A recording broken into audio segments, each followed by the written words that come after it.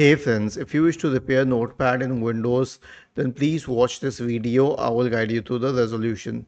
So it's not very difficult. Here's what you have to do. Search for Notepad in the Windows search bar and click on App Settings in the right pane. Scroll down in the right pane and select Terminate to terminate the process and then click on Repair.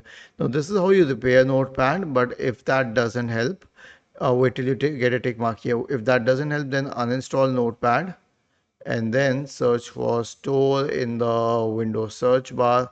Open Microsoft Store. Now search for Notepad and hit enter. And then you can go to Windows Notepad and then you can click on Get. Was this helpful?